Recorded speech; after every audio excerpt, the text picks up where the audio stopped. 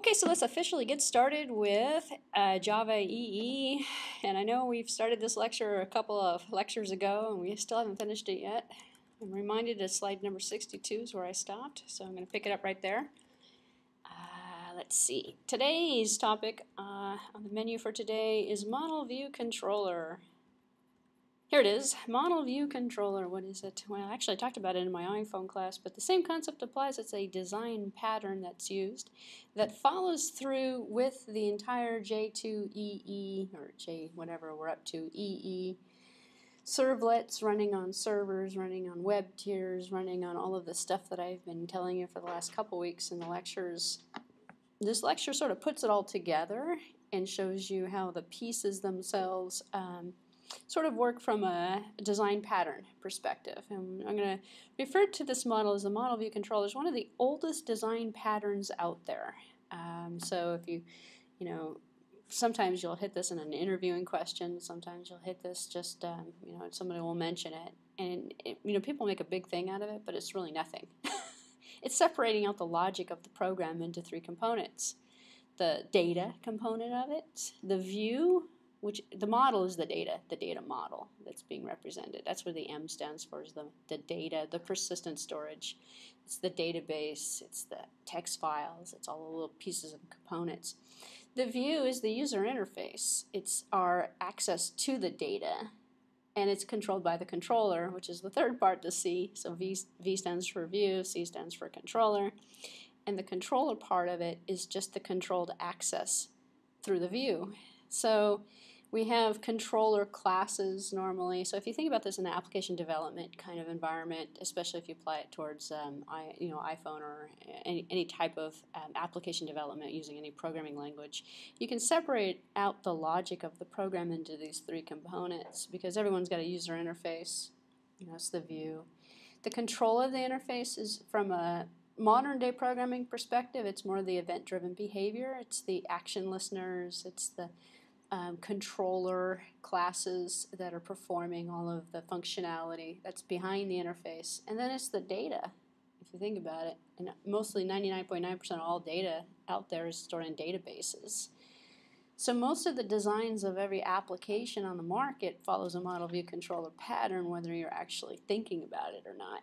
So people take it to an extreme and they break it out, and it's just another way of describing the pattern or the design pattern of the web tiering as well, because the same pattern is being applied to that.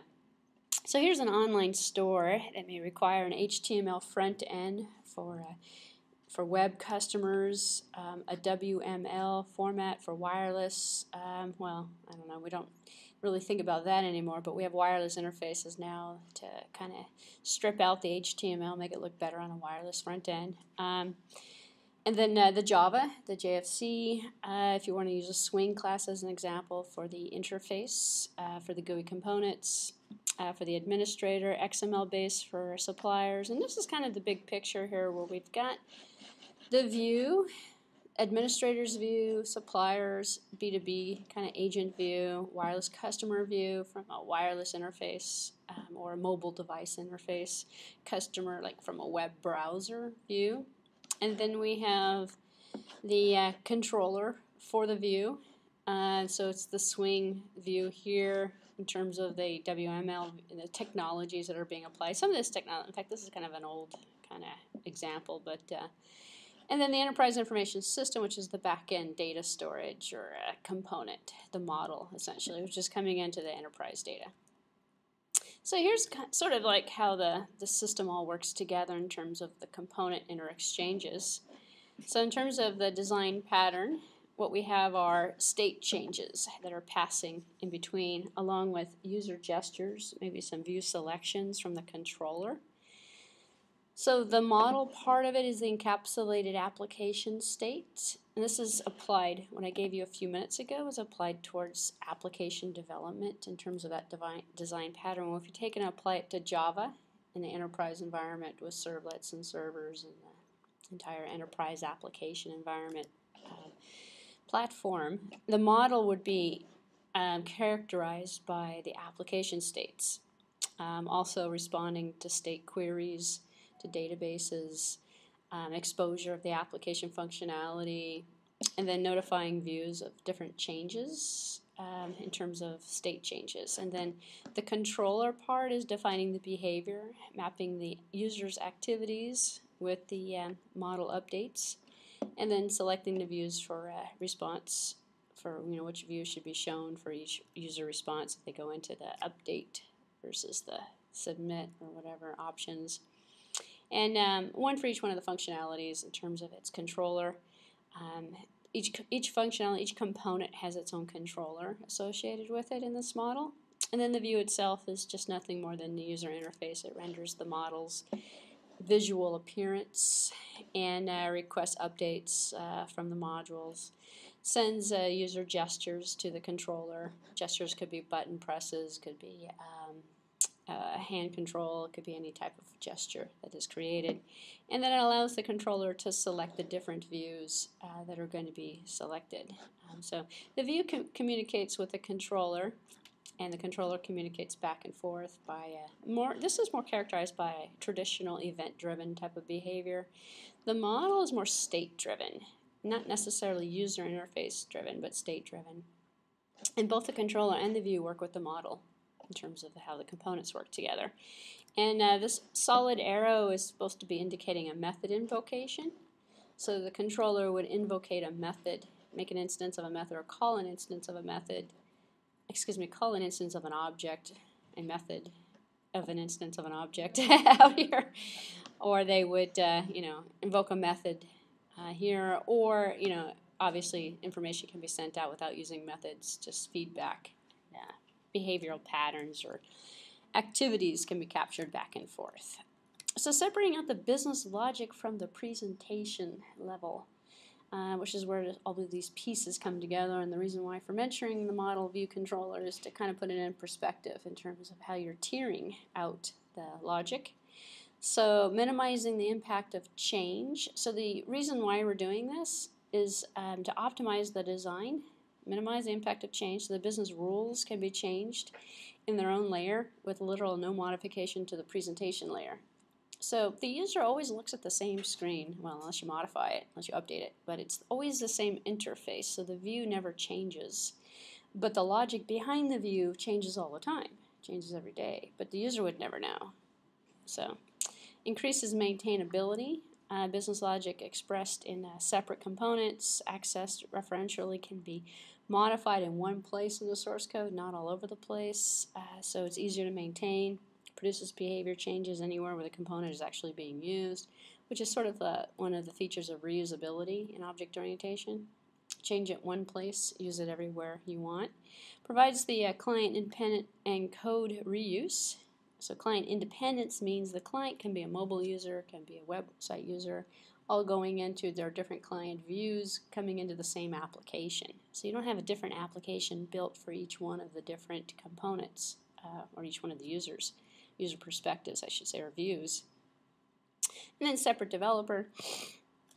By separating out the business logic, your presentation developers can concentrate on their area of expertise. As I was mentioning in last week's lecture, you can hire graphic designers to work on the front end, to work in an XML or an HTML interface to optimize that kind of creativity that they'll have that they can bring to the table, versus a back-end Java developer who can write the classes for the objects and do the business logic.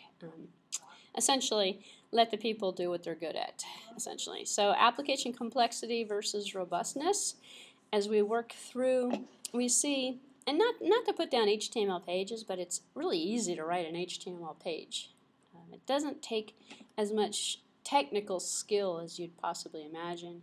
However, artistic skill, not on the chart. Nothing here mentioning anything about creativity or use of color and user interface design and all of the artistic skill that's needed for this. But if you were to basically take from a technical perspective the complexity, very low robustness as well, because we don't have very much. What can you do with HTML? You can't even write dynamic content unless you do an animated GIF or something, but still it's not really changing. It's still static in terms of its data component part. As we move this way, we go through the different Java technologies, we see that the basic JSP pages and servlets add a little bit to it. So we see it's a step up. So HTML pages with JSP and servlets are sort of a step in the more complexity, however also more robust as well. This diagram should have actually been more of a horizontal diagram, but you could see sort of like with this growing number of technologies that's being applied, the robustness is increasing through the scale. So this particular diagram is a little deceiving because these are all in a straight line going from complexity, but we don't see the robustness, so it's really going like this actually. So Java pages with module components. So this is as far as we got last time actually. We looked at combining JSP pages and servlets with a web tier. So the web tier comes in, invokes a servlet object, runs the functionality, sends it back. If we add it now in terms of components with the enterprise beans, then we've got everything all together.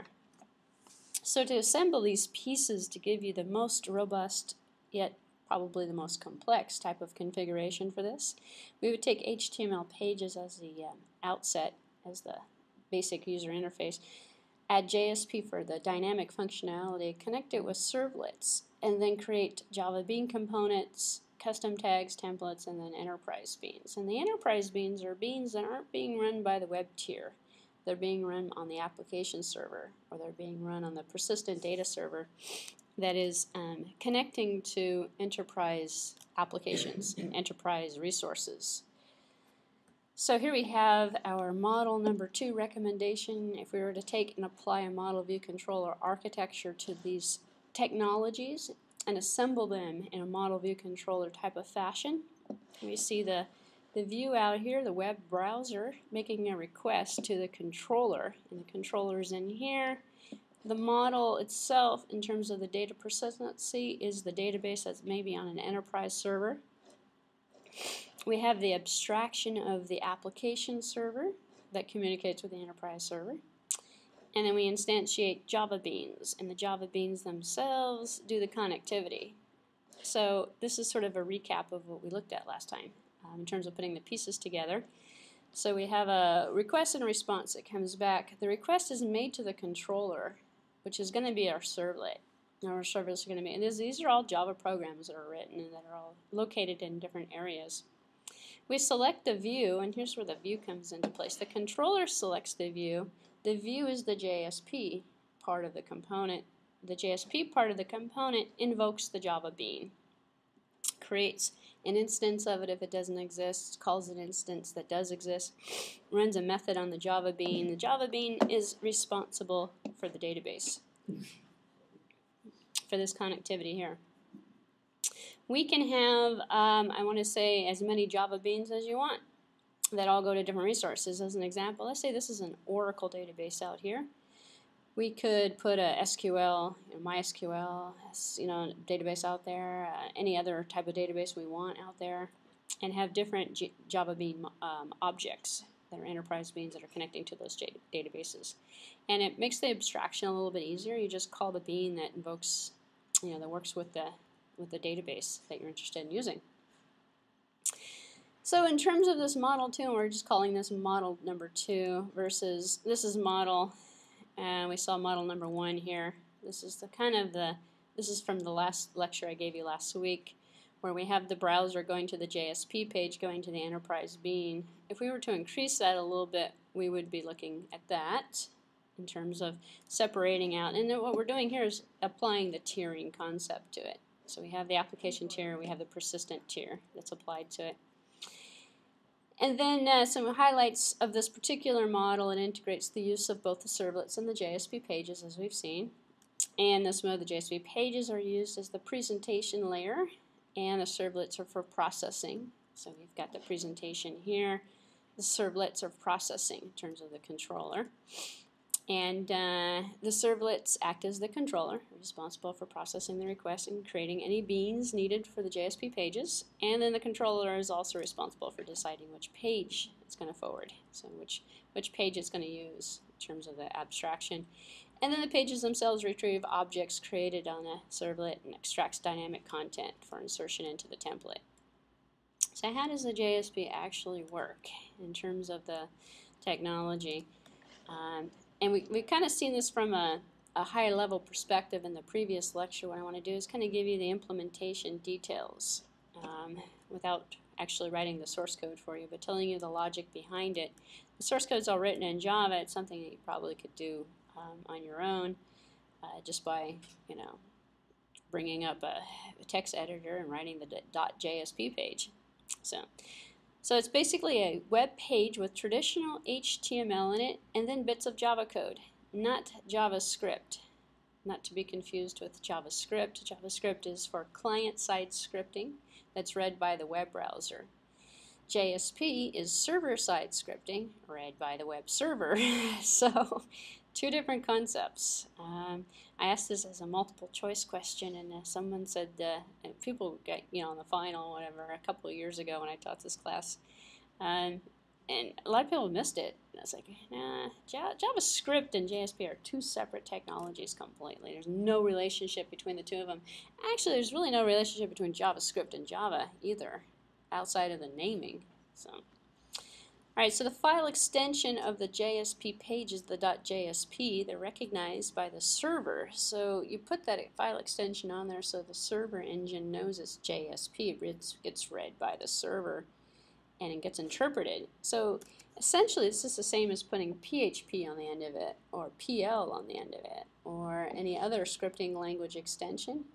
Except for in the scripting languages, in the PL and the PHP file, at the top of the program, you're putting in there, this is a PHP script, this is a Perl script, and you're identifying it so that when the engine, from from a Tomcat perspective, when the Apache or whatever, Tomcat, whatever you're using in terms of the server, comes in and reads it, goes, uh-oh, Perl, okay, send it over to the Perl module. Well, send it over to the PHP module. Well, the JSP does the same thing. The file extension says, hey, send it over to the servlet, the Java Servlet, is for processing. Because JSP stands for Java Servlet page. So rather than HTML or HTM, and we all know we can put HTML code in any file. If it's HTML, the browser will look at it. HTML is only for the client browser, it doesn't work anywhere else.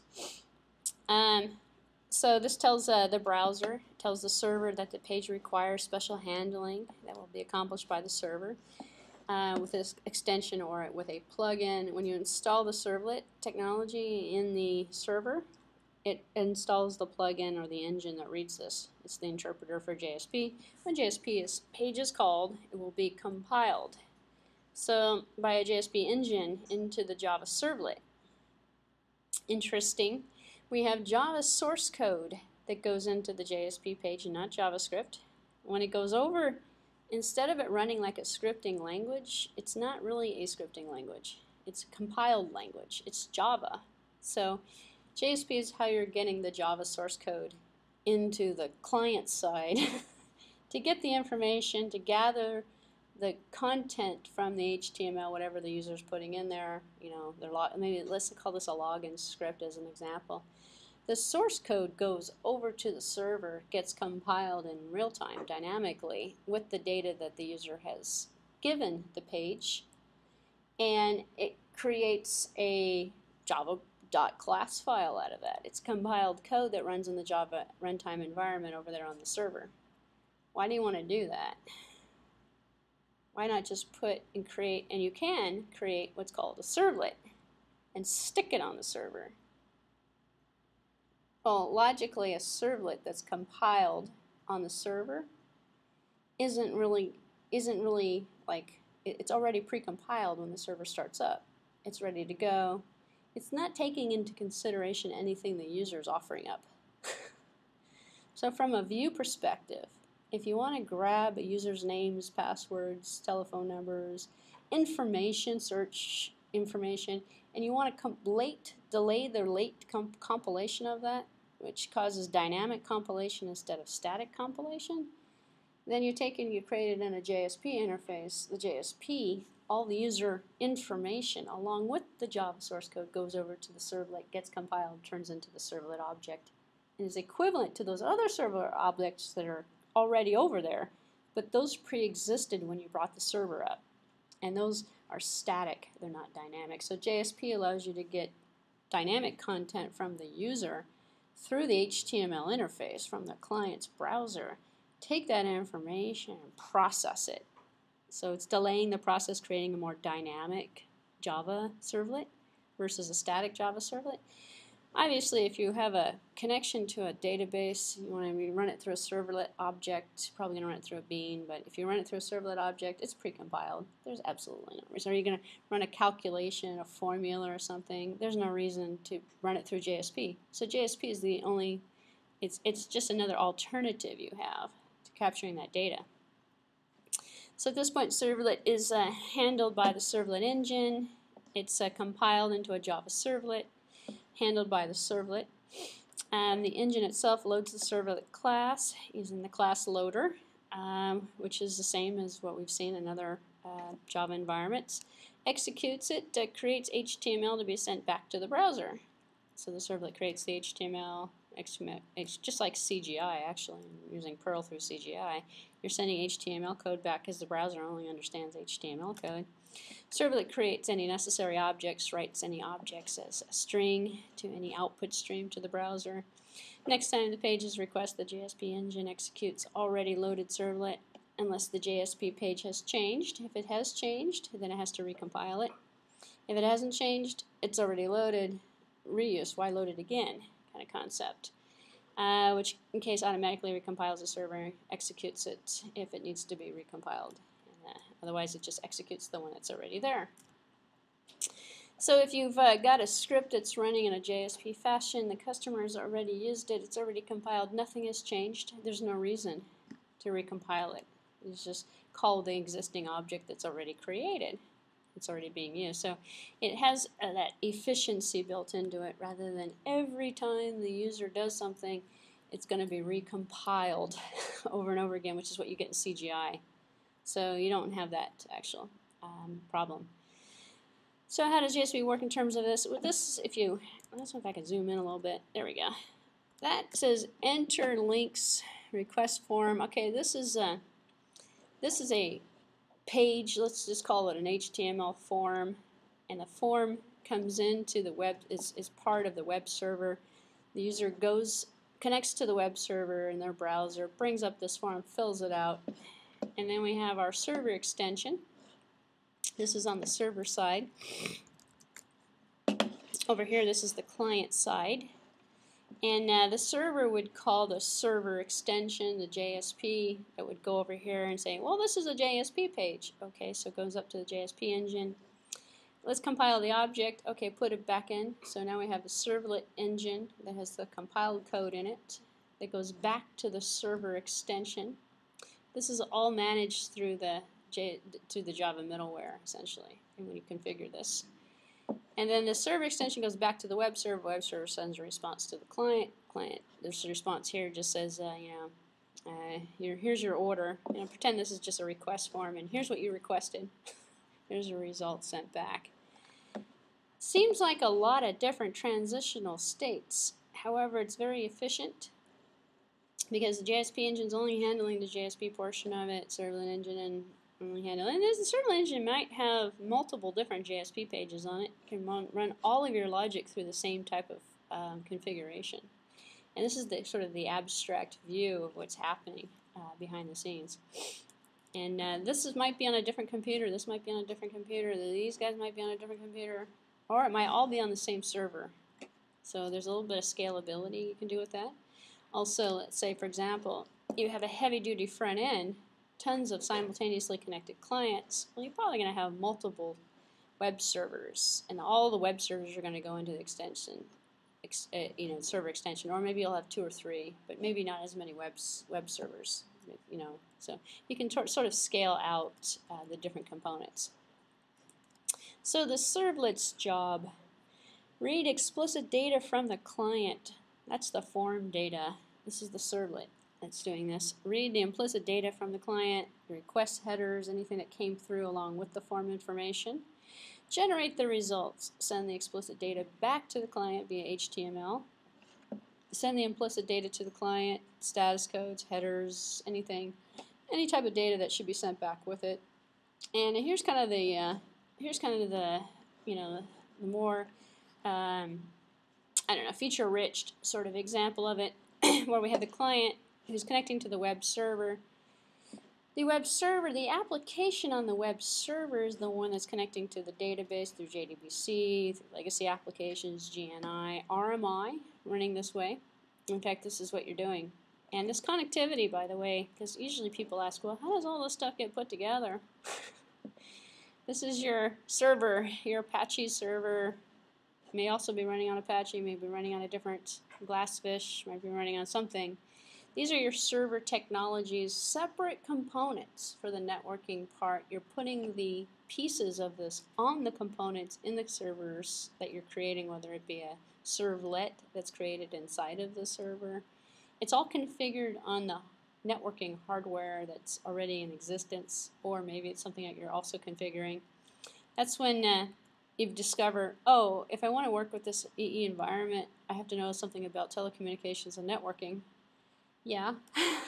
Or you have to work with a group of people who already have this together. So usually the Java developers aren't doing the network stuff, and vice versa. It depends on the size of the company, but a small startup, you're probably doing it all. A big company, you're just writing servlet apps, or you're configuring the the RMI, or you're working on top of somebody else's architecture that's already in existence, or somebody who's building an architecture simultaneously. But it's more than just the software. It's like the software and the hardware. This is the software end of it. This configuration of the servers connecting to the servers is more of the hardware end of it in this particular example. So XML, RMI, these are all of the different technologies that are being used from a Java perspective, running on top of the web server, inside of the web server, in terms of the connectivity. These are all different servers or different components depending upon how you have this tiered out.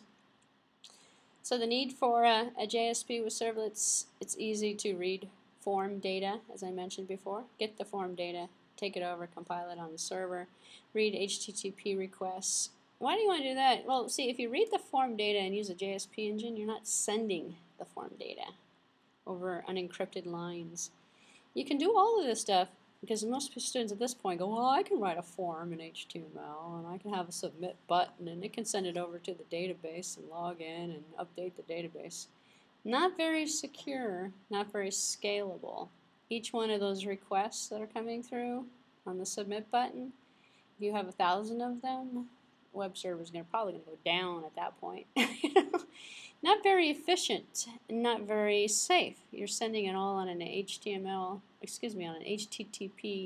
URL line or something. You're using post and gets, and you're using low-tech, non-encrypted, non-secure, not efficient. This does the same thing, except for it's scalable. It's encrypted because you're not sending it through an HTTP Instead, you're taking the data, sending it with a JSP script that's taking the data securely, compiling it, running it in real time dynamically, not storing it anywhere in a cookie file, not doing, not relying upon session information. It's a little bit faster, and it works with bigger economies of scale, more simultaneously connected clients. And set the HTTP status codes. So going back to the the benefits, it's easier to get the form data, read the requests, set the status codes, the headers. You can use cookies and session tracking and set them through JSP. There's no reason why you can't do that. Those are really not that inefficient at all. In fact, it's highly efficient. Share data among different servlets. Remember data between requests, because the servlet or the JSP actually can keep track of that instead of having to rely upon the sessions and the cookies and stuff. Get fun, high-paying jobs.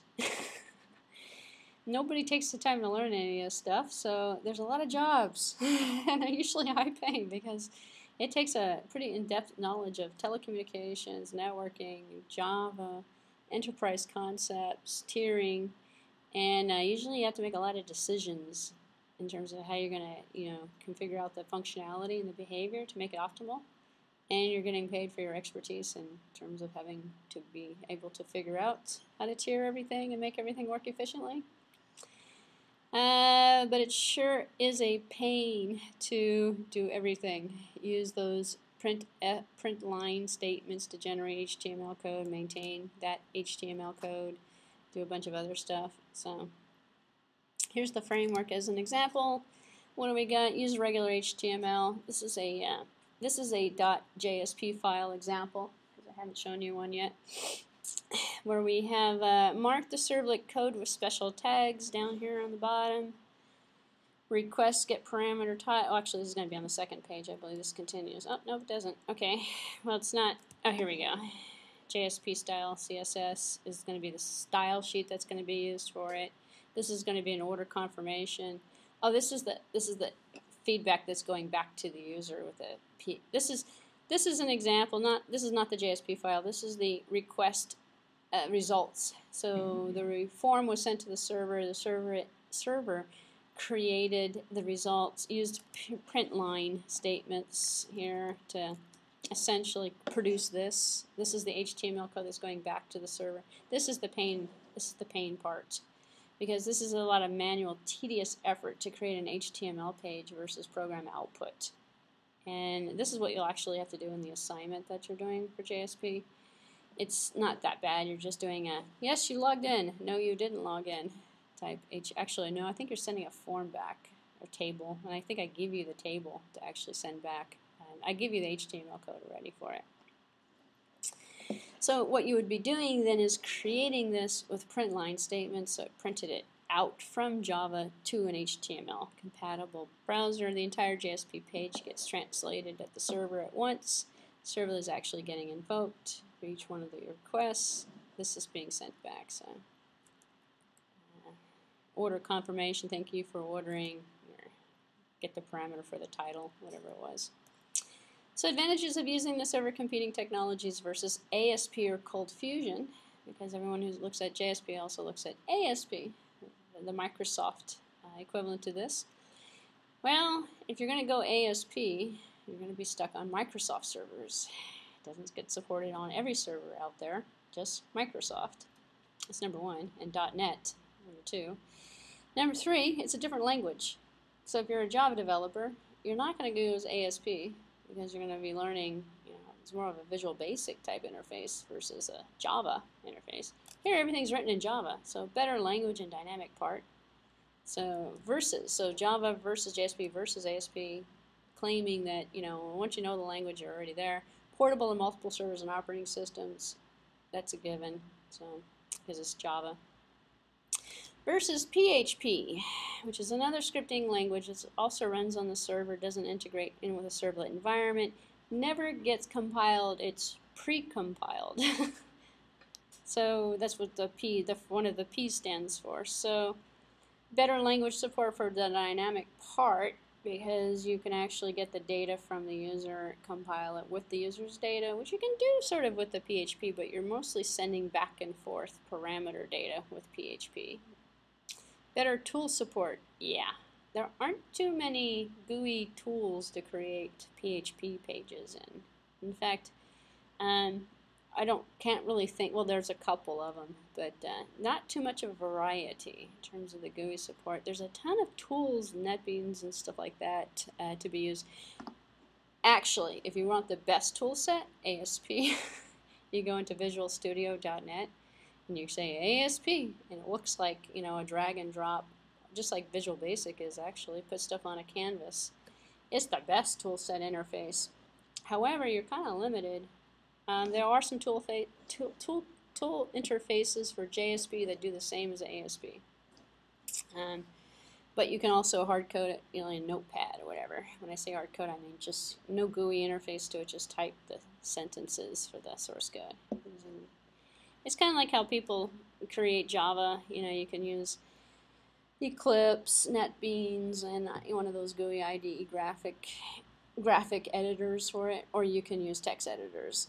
It's your choice in terms of the sophistication. So versus pure servlet. So why do you want to use JSP versus a servlet, which is a precompiled, Java program that's loaded onto the server and started as the server gets loaded. Well, it's more convenient to create the HTML code than it is to create the server code, if you think about it, because servlet people who create servlets have to know a lot of Java. If you want to give the interface in HTML, then you can mix JSP with HTML and have the equivalents. So you've got that more convenience. You can use standard tools like Dreamweaver, stuff like that, divide and conquer, have people working on the user interface while you're working on the Java part of it. JSP programmers still need to know servlet programming because you're still writing Java. You're not writing JavaScript in a JSP servlet. You're writing Java.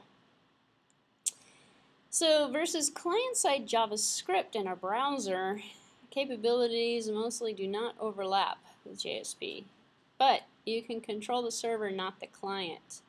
Richer language support. JavaScript is actually, although it's gotten better throughout the years, and actually JavaScript supports object orientation as well, but everything happens on the client. It doesn't do anything on the server. So it's strictly a client-side server, client-side scripting language. So you have more control with using a full programming language like Java. And if you want to control the server, you've got to use a server-side language. You can't use this, client-side. So versus a server-side JavaScript, an example, Livewire, Broadvision, some of the newer technologies that are being used for JavaScript-enabled server-side scripting, well, you're still stuck with JavaScript. So if I had my choice between the feature-rich capabilities of Java versus JavaScript, as a developer, you probably want to pick Java. So that's what the advantage that JSP has over that. Also using HTML, we all know we can't get that much dynamic activity going on in HTML. It's static, so dynamic features. Adding dynamic features no longer is an all or nothing decision. You can mix it in, mix and match it into the code. So here's our example of a JSP kind of interface where we've got JSP expressions is the name of the title of this page, and you can see we've got the code mixed in here. This is just a header for it, the head section of it, where we've got the style sheet. So we're using a CSS style sheet with HTML code with JSP. If we look at the JSP code here, what we're looking at is java.util.date. That one should look familiar to Java people. So you're typing Java in here. You're telling it that it is a JSP. So the content expression is this, the description, the name, the metadata that you're setting for it is giving you the, the keywords, the Java expressions, the information about the page, the name of the page, contents of the page, the name, description, which is equivalent to a quick example of JSP expressions. And you're setting the style sheet on here. And then in terms of here, you've got the application.getServer information, session.getID. You're basically running Java instead of JavaScript inside of the page. It looks the same. Look, it's integrated in with a list item, which is in an unordered list. So you've got bullet items going on here. You've got the request, get parameter, test parameter. So essentially what you're looking at is this page here.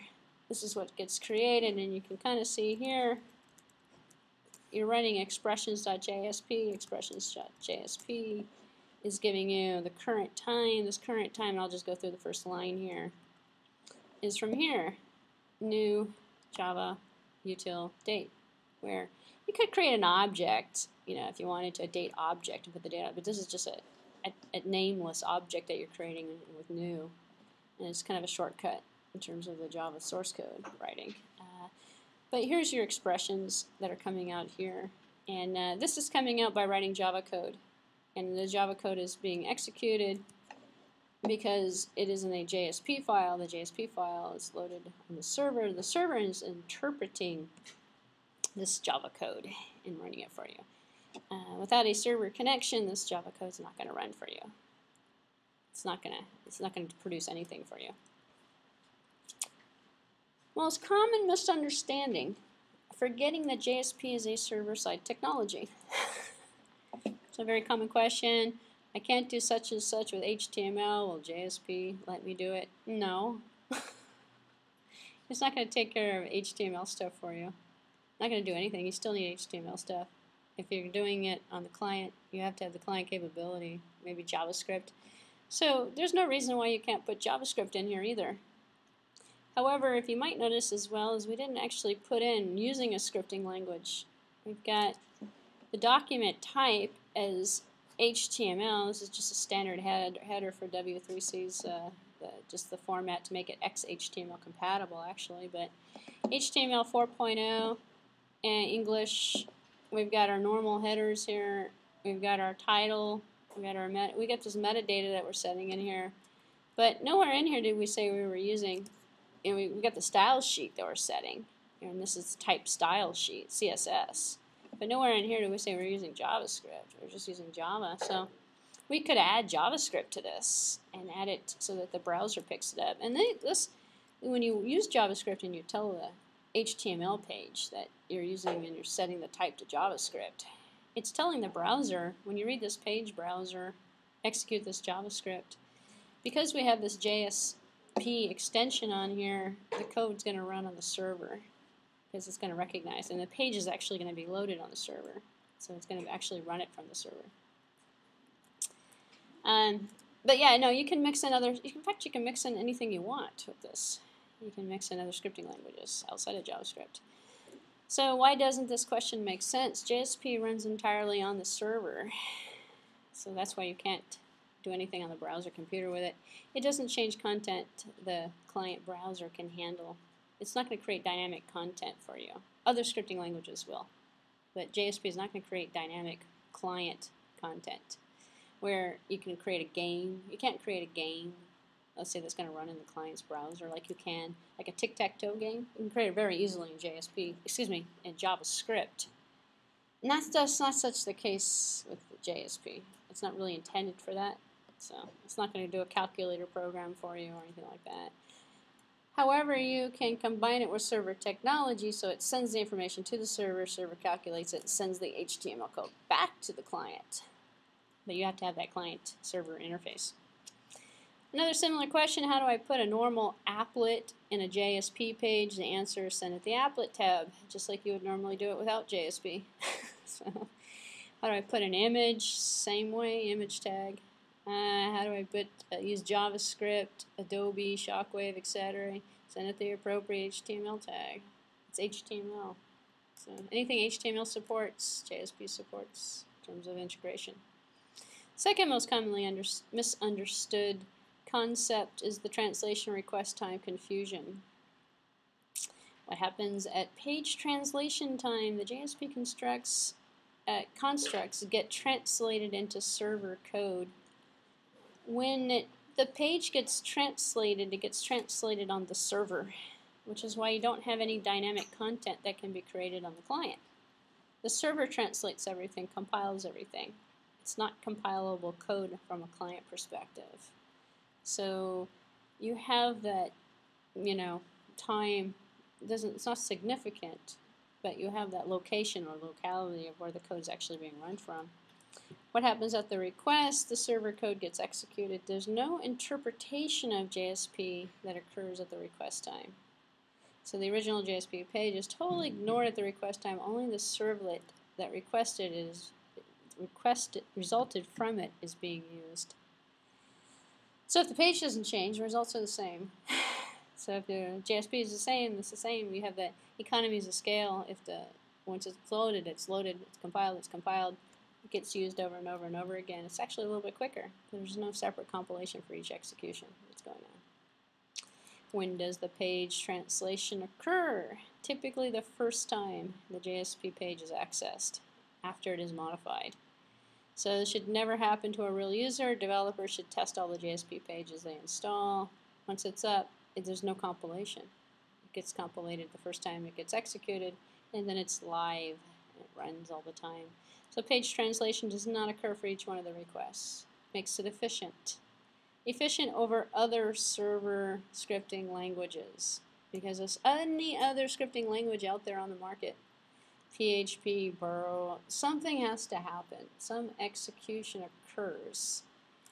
The PHP file gets sent to the PHP runtime engine, that is the live interpreter, and it's real-time interpretation on each one of the requests. So go back to RMI and think, well, what made RMI efficient? One instance of every object, one method of every object, already instantiated, already in existence. The server just calls and runs it, runs the method, runs the method, runs the method. What do you get there? Really, really fast processing. Because there's nothing to run. So who uses this? People who have to have fast processing. You go to any one of your airlines companies, and you know how long it would take to do a database search across for all open flights everywhere to run this kind of functionality? And it's all being run from a server. So instantiate an object, put it out there. You know how fast you get the results? Instantly. It's fast. So JSP servlets in the real world, airlines, all of the airlines use it. Any bookstores use it. Anyone with a huge database that has a lot of queries, that has a lot of information with repeated functionality, how many things can you do here? You search for flights. Book flights and search for flights. You'll notice though the booking actually usually takes longer than the searching. Searching comes up quickly. To book the thing, you see, oh, waiting, processing, waiting, because it has to, take your data from a JSP, compile it. It needs to get compiled on the server, so it's a little bit longer. But to get the information, it's quick because it's all the same queries over and over again. Financial services, I don't know, some of these companies are probably out of date. Actually, some of these airline companies are probably gone as well. Making of the slide set's a couple years old. So here's some financial companies: Bank of America, Construction Bank. Welcome to American Century Investments. All right. Retail uses this a lot. Well, you got databases. You got servlets out there that are performing searches on inventory. How many do you have in stock? If you do it correctly, you can do what I believe it is Micro Warehouse. I believe Circuit City is doing the same thing now, where you go online and you check the quantities, and it'll tell you which store has which item at it and how many they have in stock. So you can actually order it online and then go to the store and pick it up. And I'm putting my fingers up going quote unquote, and it will be there.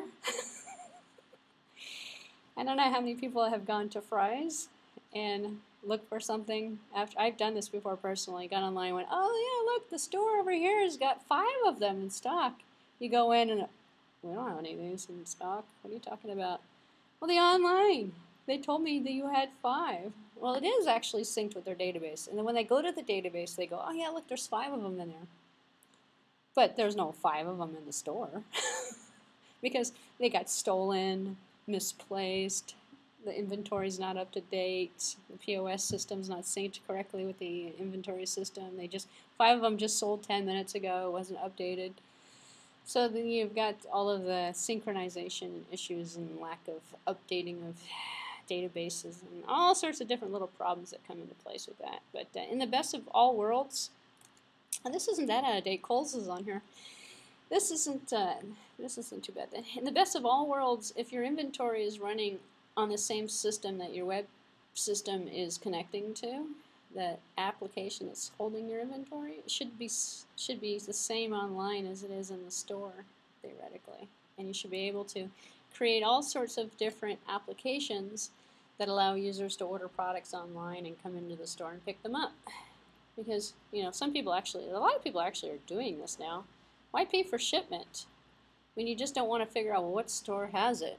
And I just want to go to the store that has it. And then, like example of Micro Warehouse, they actually give you something, I believe, if they don't have it. You get like 20% or 30% off your next visit or something like that if you made the trip out to the store and they don't have it. They compensate you for it, so, which is not bad. But they're not. Their inventory system is remarkably, not to give them a sales pitch plug or anything, but it's remarkably accurate, which is great. But they're a small store. They're not the size of Fry's. So Micro Warehouse is like half the size or something, So smaller the store, the easier to manage. I would hope so. So here we go. Searches, portals, Google, half eBay, half.eBay. Now it's just eBay, Netscape, Dice, search engines. We're going to use this kind of mechanism. So there's some summary, and this is the summary for all of the information that I've given you in this last 3 weeks, actually, in terms of the lectures. JSP makes it easier to create, maintain HTML while still providing full access to servlet code. Yep, it does. It gets translated into servlets. The JSP code is translated. It's compilable Java code. The servlet that runs at the request time. Clients don't see anything JSP related. You actually can't. You can see JavaScript code in your page. You can't see the JSP code. It's not interpreted by the browser. It doesn't run on the client. It runs on the server. So you can't view the contents of that page. You can't see anything happening. You can't see the calculation, the database login, or anything. So it makes it more secure. Talking about security features.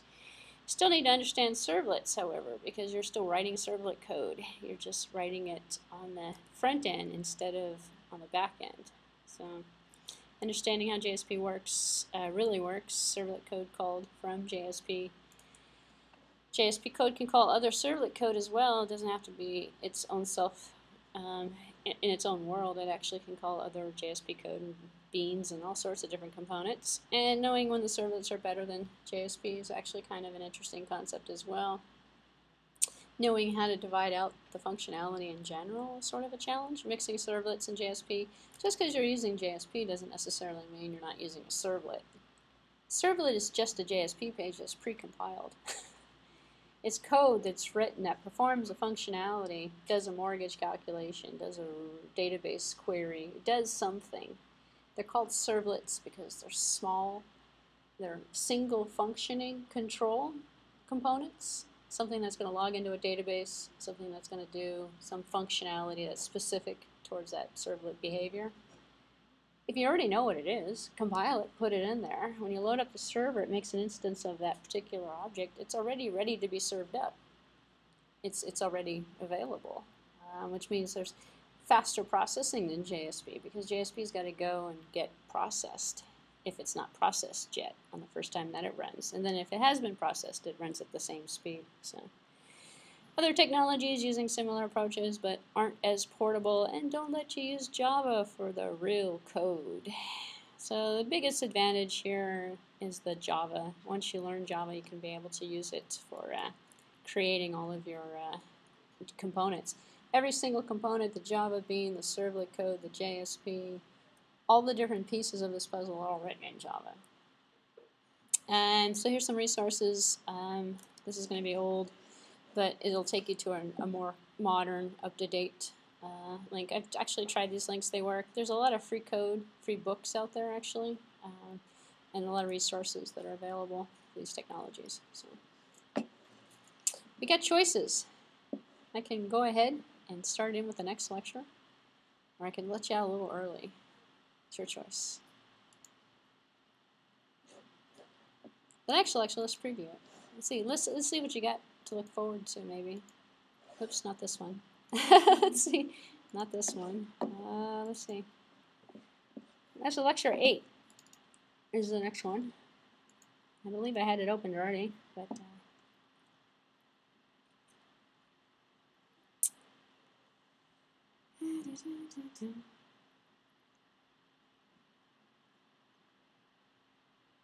Lecture 8's at 46. I'm not going to get through all of it, but it's on Java beans. We got plenty of time, though. I can cover this next week. Or not next week, but the following week. All right, show of hands, how many people have had enough for today? Nobody. Again, nobody's had enough yet. Nobody wants to admit it. All right, well, I'll let you go early then. Because no one will admit to it that they actually want to go. Because it is, I got a late start, but it is, it's approximately the time I normally am, but I started later. So we'll leave you at that today.